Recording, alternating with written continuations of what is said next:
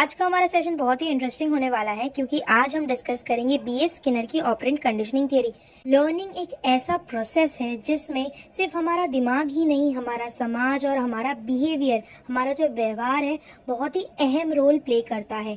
एक व्यक्ति का दिमाग, उसका संज्ञान, उसका समाज और उसका जो व्यवहार है उसकी लर्निंग को सक्षम बनाता है, कंप्लीट बनाता है, इफेक्टिव बनाता है। तो आज के हमारे कंसेप्ट में हम यही देखेंगे कि किस तरीके से जो हमारा बिहेवियर है हमें लर्निंग में मदद करता है। सो इस वीडियो को स्टार्ट टू एंड तक ध्यान से जरूर देखें। एंड में अगर आप सभी को ये वीडियो पसंद आता है तो लाइक और शेयर जरूर करें। एंड इफ आप हमारे चैनल पर न्यू हो तो मेक श्योर कि हमारे चैनल के साथ जुड़े रहने के लिए इस चैनल को सब्सक्राइब कर ले। चलिए तो फिर आज का हम सेशन स्टार्ट करते हैं। सबसे पहले डिस्कस करते हैं हमारे थियोरिस्ट के बारे में। हमारे थियोरिस्ट का नाम है बीएफ स्किनर। बीएफ का फुल फॉर्म है Burrhus Frederic. BF Skinner was born on 28 March 1904 and died on 18 August 1990। स्किनर का जन्म हुआ था मार्च 28, 1904 में और उनकी मृत्यु हुई थी 18 अगस्त 1990 में। बीएफ स्किनर आखिर में किस लिए जाने जाते हैं, वो कौन है? He was an American psychologist, behaviourist, author, inventor and social philosopher. BF Skinner not only हमारे थियोरी के थियोरिस्ट है बल्कि वो एक अमेरिकन साइकोलॉजिस्ट है, बिहेवियरिस्ट है, ऑथर है, इन्वेंटर है और सोशल फिलोसोफर है। स्किनर की जो बिहेवियरिस्ट थियरी है ये नॉट ओनली लर्निंग से रिलेटेड है बल्कि हम अपने लैंग्वेज को किस तरीके से एक्वायर करते हैं उससे भी जुड़ा हुआ है। That is why Skinner viewed babies as empty vessels which language had to be put into. मतलब स्किनर को लगता है जो बच्चे होते हैं वो खाली बर्तन के जैसे होते हैं जिनके अंदर हम लैंग्वेज को डाल सकते हैं, भर सकते हैं। ठीक है, बच्चा जब लैंग्वेज, भाषा सीखेगा तभी वो लर्निंग एक्वायर कर पाएगा। Skinner believe that language acquisition is a cognitive behaviour. Language को एक्वायर करना एक कॉग्निटिव बिहेवियर है। देयरफॉर ही proposed his very well known operant conditioning theory. और इसी आइडियोलॉजी पे बेस्ड उन्होंने अपनी ये जो ऑपरेंट कंडीशनिंग की थियरी है हमारे सामने प्रेजेंट की है। यहाँ पर हमारा इंट्रोडक्टरी पार्ट खत्म होता है। अब आगे बढ़ते हैं और डिस्कस करते हैं एक्चुअल में बिहेवियरिस्ट थियरी के बारे में। आफ्टर ऑल ये थियरी है क्या? BF Skinner argued that language acquisition and development are learn behaviour. BF Skinner का ये आर्ग्यूमेंट है, तर्क है कि जो लैंग्वेज एक्विजिशन है या भाषा को हम डेवलप करते हैं वो एक लर्नड बिहेवियर है, वो हमको सिखाया जाता है, तभी हम किसी भी भाषा को एक्वायर कर पाते हैं। The behaviorist theory believes that infants learn oral language from other human role models. Behaviorist theory का ये belief है, मानना है, धारणा है कि जो infants होते हैं, जो एकदम नवजात बच्चे होते हैं, वो जो oral language सीखते हैं ना, दूसरे human role model से उस भाषा को सीखते हैं through a process involving imitation, reward and practice. इसके लिए उसको 3 प्रोसेस को पार करना पड़ता है, कवर करना पड़ता है। पहला होता है इमिटेशन। इमिटेशन मतलब जो आप दूसरे को करते हुए देखते हो वैसा ही सेम टू सेम एक्टिंग करने लगते हो। दूसरा है रिवॉर्ड। फॉर एग्जाम्पल, आप एक पर्टिकुलर तरीके से बिहेव करो इसीलिए आपको कोई ना कोई प्राइज दिया जाता है। एंड थर्डली प्रैक्टिस करवाया जाता है सो दैट आपका जो वो बिहेवियर है वो प्रॉपरली एनहांस हो सके, डेवलप हो सके। Behaviourist believes we learn by associating events known as classical conditioning. BF Skinner, Ivan Pavlov जो बिहेवियरिस्ट थियोरीज है उनका ये मानना है हम जो भी चीज सीखते हैं ना वो अलग अलग इवेंट्स को एक दूसरे से एसोसिएट करते हैं और फिर चीजों को सीखते हैं, जो बिहेवियर है उसको डेवलप करते हैं। उस प्रोसेस को क्लासिकल कंडीशनिंग कहते हैं जिसको हम डिस्कस करेंगे हमारे अगले सेशन में। Operant conditioning is also referred as instrumental conditioning और RS कंडीशनिंग।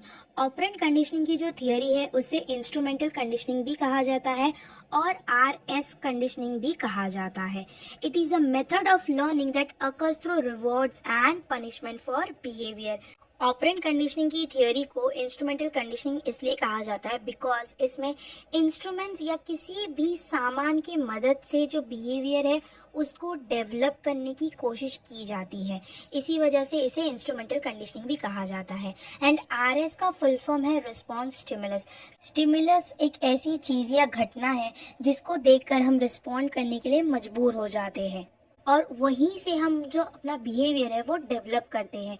इसी वजह से इस थियोरी को RS कंडीशनिंग भी कहा जाता है। ये एक ऐसा लर्निंग मेथड है जिसमें हम रिवॉर्ड्स और पनिशमेंट का इस्तेमाल करते हैं किसी भी बिहेवियर को एनकरेज करने के लिए या डिस्करेज करने के लिए। Through operant conditioning, an individual makes an association between a particular behavior and a consequence. Operant conditioning की मदद से एक इंडिविजुअल, एक व्यक्ति एसोसिएट करता है पर्टिकुलर बिहेवियर में। फॉर एग्जाम्पल, अगर वो पॉजिटिवली बिहेव करेगा तो उसको पॉजिटिव रिजल्ट्स मिलेगा, अगर वो नेगेटिवली बिहेव करेगा तो उसके सामने क्या कॉन्सिक्वेंसेस आ सकते हैं। तो वो चीज़ों को एसोसिएट करता है and then accordingly the individual behaves. Skinner ने ऑपरेंट कंडीशनिंग की थियोरी पनिशमेंट और रीइंफोर्समेंट रिवॉर्ड से कैसे काम करता है उसको एक्सप्लेन करने के लिए एक एक्सपेरिमेंट किया था। उन्होंने एक रैट को बॉक्स के अंदर रखा था उसके बिहेवियर के चेंजेस को रिकॉर्ड करने के लिए। तो इसी वजह से जिस बॉक्स के अंदर रैट को रखा गया था उसको ऑपरेंट कंडीशनिंग चेंबर भी कहा जाता है, जिसको हम पॉपुलरली स्किनर्स बॉक्स भी कहते हैं। तो आपके सामने ये रहा वो बॉक्स जिसके अंदर उस चूहे को रखा गया था। इस बॉक्स में 2 लाइट्स थी, 2 बटन्स थी, एक स्पीकर था और एक फूड सप्लाई होने की जगह थी। और जो बॉक्स का लोअर पैनल था वो इलेक्ट्रिक ग्रिड से बना हुआ था। स्किनर ने इस बॉक्स में एक भूखे चूहे को रखा। अब वो जो चूहा था वो भूखा था, वो बॉक्स में इधर उधर घूम रहा था, कैसे वो बॉक्स से निकले ऐसी वो कोशिश कर रहा था। तो ऐसी भागम दौड़ में अपनी भूख के मारे उससे गलती से एक बटन दब जाता है। जब फर्स्ट टाइम बटन दबता है तो वो करेक्ट बटन होता है। बटन दबने से ब्लू लाइट जलती है और उसको फूड मिलता है। ठीक है, तो अब क्या हुआ, नेक्स्ट टाइम जब उसको भूख लगती है वो वापस भागता है, क्योंकि उसको पहली बार में समझ नहीं आता एक्चुअल में हुआ क्या था, किस तरीके से उसको फूड मिला था। सो अगेन वो इधर उधर प्रेस करने लगता है, जान छुड़ाने की कोशिश करता है।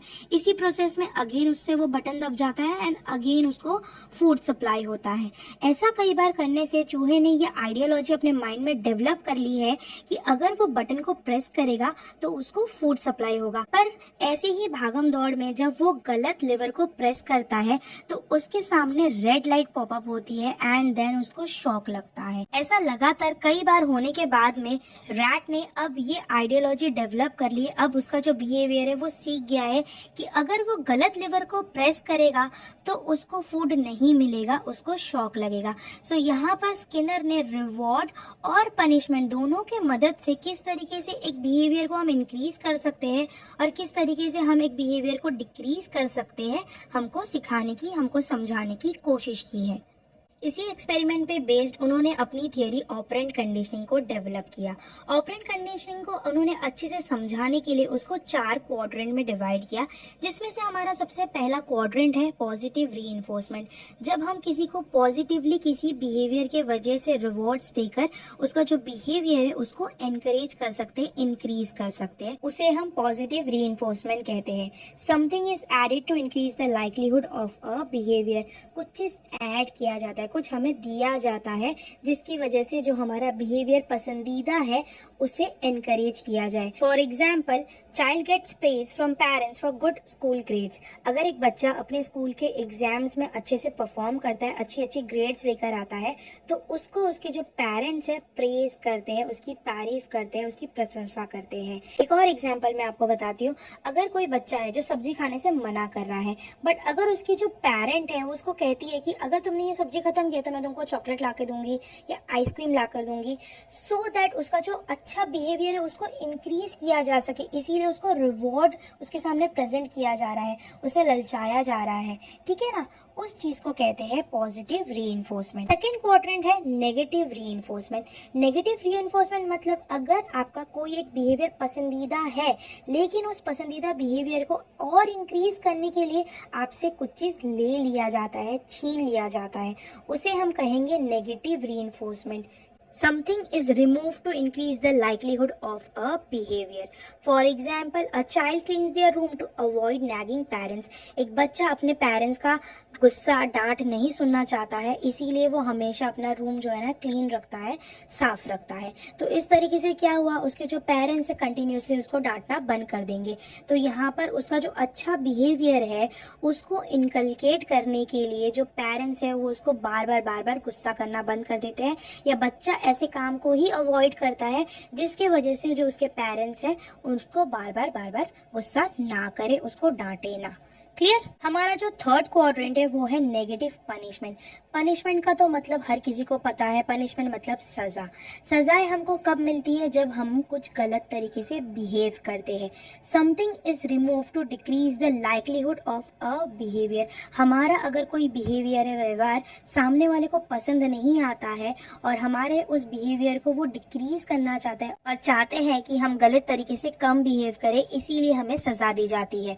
For example, child losing iPad privileges after refusing to eat vegetable. अगर एक बच्चा खाना खाते वक्त अपने पेरेंट्स को बोलता है कि नहीं नहीं मुझे तो ये सब्जी पसंद नहीं है या मैं सब्जी खाऊंगा ही नहीं, जो कि हमें देखने को कॉमनली मिलता है, जो छोटे बच्चे होते हैं वो यूजुअली सब्जी नहीं खाना पसंद करते हैं, तो उनका ये जो गलत बिहेवियर है, जो बैड बिहेवियर है, इसको कम करने के लिए, डिस्करेज करने के लिए पेरेंट्स क्या करते हैं, उन्होंने जो प्रिविलेजेस अपने बच्चे को दी है उनसे वो प्रिविलेजेस ले लेते हैं, जो सुविधाएं दी है वो सुविधाएं ले लेते हैं। फॉर एग्जाम्पल, उनसे आईपैड छीन लेते हैं, उनका फ़ोन छीन लेते हैं, या फिर उनके पास अगर कोई फेवरेट टॉय होता है तो वो छीन लेते हैं, सो दैट उनका ये जो बैड हैबिट है, ये जो गलत बिहेवियर है, उसको डिस्करेज किया जा सके और वो कम से कम इस तरीके से बिहेव करे, इसलिए। क्लियर। एंड इस थियोरी का लास्ट क्वाड्रेंट है पॉजिटिव पनिशमेंट। जब हम कोई भी चीज ऐड करते हैं किसी भी बिहेवियर को डिस्करेज करने के लिए, उसे हम कहते हैं positive punishment. Something is added to decrease the likelihood of a behaviour. कोई बिहेवियर, अगर कोई बच्चा पर्टिकुलरली या कोई इंसान अच्छे से बिहेव नहीं कर रहा है, गलत है, तो उस चीज को कम करने के लिए कुछ चीजें जो है ना उनमें ऐड की जाती है, सो दैट वो वैसा कम बिहेव करे। For example, parents scolding a child for fighting with their siblings. अगर कोई बच्चा अपने भाई बहनों के साथ में लड़ाई झगड़ा करेगा तो उसके पेरेंट्स क्या करेंगे, उसे डांटने लगेंगे, ठीक है ना। तो इसमें क्या हो रहा है, एडिशनली हो रहा है। तो बच्चा क्या करेगा, अपने पेरेंट्स के डांट से बचने के लिए अपने भाई बहन के साथ में झगड़ा नहीं करेगा। जिस तरीके से स्कूल्स में क्या होता है, अगर इसमें बच्चा होमवर्क करके नहीं जाता है तो उनका ये जो बैड बिहेवियर है, इसको डिस्करेज करने के लिए जो टीचर्स है उनको कहती है, ठीक है तुमने 5 टाइम्स नहीं लिखे आया, अब तुम अगली बार आओगे ना तो तुम 10 टाइम करके आना, या 20 टाइम करके आना, 50 टाइम्स करके आना। इस तरीके से बच्चे के ऊपर है ना कुछ चीजें लादी जा रही है, उसको एक्स्ट्रा काम दिया जा रहा है, जिसके डर से बच्चा नेक्स्ट टाइम से क्या करेगा, जो भी उसको होमवर्क दिया जाएगा, जितने बार भी बोला जाएगा, वो सोफिस्टिकेटली अपने काम को कंप्लीट करके जाएगा। क्लियर। तो इस तरीके से इन चारों क्वाड्रेंट की मदद से स्किनर ने हमको अच्छी तरीके से क्लियरली ये समझाने की कोशिश की है कि किस तरीके से जो हमारा बिहेवियर है वो रीइंफोर्समेंट और पनिशमेंट पे डिपेंड करता है। आई होप आप सभी को ये थ्योरी समझ आई है। आगे बढ़ते हैं और डिस्कस कर लेते हैं एजुकेशनल इम्प्लीकेशंस। किस तरीके से हम अपने स्कूल्स में अपने स्टूडेंट्स के ऊपर इस थ्योरी का इस्तेमाल करके उनकी जो लर्निंग है, उनका जो बिहेवियर डेवलपमेंट है, उसको इफेक्टिव कर सकते हैं। तो सबसे पहला इम्प्लीकेशन है, operant conditioning can be used for shaping behavior of children by appropriate use of reinforcement or rewards। हम इस थियोरी की मदद से ये समझ सकते हैं कि अगर हम चाहते हैं कि हमारा जो स्टूडेंट है वो एक अच्छी तरीके से बिहेव करे, परफॉर्म करे क्लास में, अलग अलग सब्जेक्ट्स में, तो हम क्या करेंगे, उनके बिहेवियर को इनकलकेट करने के लिए, उनके बिहेवियर को शेप करने के लिए, अच्छा करने के लिए हम वेरियस टाइप्स ऑफ रीइंफोर्समेंट्स या रिवॉर्ड्स का इस्तेमाल करेंगे। Clear. Next implication, a teacher can use this theory to eliminate children's phobias or fears। बहुत सारे बच्चे होते हैं, किसी ना किसी चीज़ से डर लगता है उनको, तो उनका जो फोबिया है या फियर है, आपको स्कूल में तो बहुत कॉमनली देखने को मिले। कुछ बच्चे ऐसे होते हैं जिनको स्कूल आना पसंद नहीं होता, कुछ बच्चे तो ऐसे होते हैं जिनको पर्टिकुलर सब्जेक्ट पसंद नहीं होते हैं, जैसे कि मैथ्स या साइंस। तो उनके इस फोबिया को, उनके इस डर को ख़त्म करने के लिए हम ऑपरेंट कंडीशनिंग की थ्योरी का इस्तेमाल कर सकते हैं। Next implication, a teacher can inculcate a spirit of discipline in children with the help of this theory। आप अपने बच्चों के अंदर जो डिसिप्लिन है, जो सभ्यता है, वो इनकलकेट कर सकते हो, डेवलप कर सकते हो इस थियोरी का जो प्रोसेस है उसकी मदद से। अगर कोई बच्चा गलत तरीके से बिहेव करेगा तो उसे पनिशमेंट मिलेगी, अगर कोई बच्चा अच्छे से बिहेव करेगा तो उसको रिवॉर्ड मिलेगा या रीइंफोर्समेंट मिलेगी। तो इस तरीके से आप अपने बच्चों को सभ्य और डिसिप्लिन बना सकते हो, स्कूल में भी और अपने घर में भी। अगला इम्प्लीकेशन है, Parents and teachers both can use this theory to develop good habits in children. अपने घर में हो या स्कूल में हो, अगर आप अपने बच्चे को या अपने स्टूडेंट को अच्छी आदतें, गुड हैबिट सिखाना चाहते हो, तो स्कूल में भी और घर पे भी आप इस थियोरी का जो रीइंफोर्समेंट और पनिशमेंट को किस तरीके से यूज करके जो बिहेवियर को डेवलप किया जा रहा है, उन दोनों टेक्निक्स को इस्तेमाल करके अपने स्टूडेंट्स के अंदर, अपने बच्चों के अंदर गुड हैबिट्स को इनकलकेट कर सकते हो, डेवलप कर सकते हो। एंड लास्ट इम्प्लीकेशन है, if student is not serious in study, teacher make use of negative reinforcement to change the behaviour of the child towards his और हर स्टडीज। कुछ बच्चे क्लासरूम में बैक बेंचर्स जो होते हैं, उनका पढ़ाई में ज़्यादा ध्यान नहीं होता है, तो ऐसे बच्चों का ये जो बिहेवियर है, इस चीज़ को चेंज करने के लिए उन्हें नेगेटिव रीइंफोर्समेंट दिया जाता है। फॉर एग्जाम्पल, अगर वो क्लासरूम में ध्यान नहीं देते लेक्चर के वक्त, तो उन्हें बार बार सवाल पूछना, सो दैट उनका जो अटेंशन है क्लासरूम में मेंटेन किया जा सके, या फिर उनको ऐसे कामों में इन्वॉल्व करना जिसमें उनको अपने जो लर्निंग प्रोसेस चल रहा है उसमें इन्वॉल्व होना ज़रूरी पड़ जाए। तो ऐसे में क्या होगा, वो लोग पनिशमेंट के डर से धीरे धीरे क्लासरूम में पढ़ाई में ध्यान देने लगेंगे और उनका जो बिहेवियर है वो भी सुधर जाएगा। गलत बिहेवियर से वो अब प्रॉपरली अच्छा जो बिहेवियर है उसको भी डेवलप कर लेंगे। सो इन इम्प्लीकेशंस के साथ में हमारा जो मेन थियोरी का कंसेप्ट है वो खत्म होता है। अब हम आगे बढ़ेंगे और डिस्कस करेंगे कुछ इंपॉर्टेंट एमसीक्यूज जो इस थियोरी पे बेस्ड है। इन एमसीक्यूज की मदद से हमें अपनी अंडरस्टैंडिंग को चेक करने का एक मौका मिलेगा। तो आज का हमारा सबसे पहला क्वेश्चन है, What type of psychologist was B.F. Skinner? B.F. Skinner किस तरीके के साइकोलॉजिस्ट थे? हमारे ऑप्शंस है, A cognitive, B functional, C experimental, D behavioural. ये थियोरी कौन सी थियोरी है? बिहेवियरिस्ट थियोरी है। So B.F. स्किनर की ये जो थियोरी है वो बिहेवियरिस्ट थियोरी है। तो B.F. स्किनर किस तरीके के साइकोलॉजिस्ट हुए? बिहेवियरल साइकोलॉजिस्ट हुए। सो यहाँ पर हमारा करेक्ट आंसर है option D, behavioural. Clear? Next question देख लेते हैं। Which type of learning methods are included in the theory of operant conditioning? Operant conditioning का जो theory अभी just हम लोगों ने डिस्कस किया, उसमें किस टाइप के लर्निंग मेथड्स का इस्तेमाल किया गया है?